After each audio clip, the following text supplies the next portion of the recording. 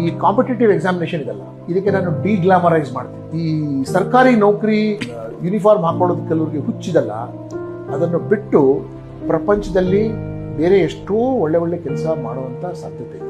ಇದು ಒಂದು ರೀತಿಯ ಅಂಡರ್ ಡೆವಲಪ್ಡ್ ಕಂಟ್ರಿ ಅಥವಾ ಇನ್ಸೆಕ್ಯೂರ್ ಕಂಟ್ರಿ ಇದು ಸಂಕೇತ. ಇದು ನಾನು ಬರೀ ಪೊಲೀಸ್ ನೀವು ನಿಜವಾಗಲೂ ಬುದ್ಧಿವಂತರಾಗಿದ್ರೆ ನೀವು ಸ್ವಂತ ಬಿಸ್ನೆಸ್ ಮಾಡಿಕೊಂಡು ನೀವು ಸ್ವಂತ ಇದಕ್ಕನ್ನ ನೀವು ಓದಿ ಬೇರೆ ಕಡೆ ಸ್ವಲ್ಪ ಕೆಲಸ ಮಾಡಿ ತದನಂತರ ಬಿಟ್ಟು ನಿಮ್ಮದೇ ಸ್ವಂತ ಏನಾದರೂ ಮ್ಯಾನುಫ್ಯಾಕ್ಚರ್, ಅದು ನಮ್ಮ ದೇಶದ DNA ಒಳಗೆ ಇಲ್ಲ. ಅದಕ್ಕೋಸ್ಕರ ನನ್ನ MSME ಎಲ್ಲ ಹಾಳಾಗ್ತದೆ.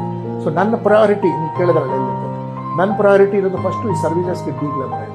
ನೀವು ನೋಡಿ ಲಕ್ಷಾಂತರ ಜನ ಈ ಸ್ಪರ್ಧಾತ್ಮಕ ಪರೀಕ್ಷೆಗಳು ಪಾಸ್ ಆಗೋರ್ಗೆ ಎಷ್ಟು ಬೇರೆ ಎಷ್ಟು ಪಾಸ್.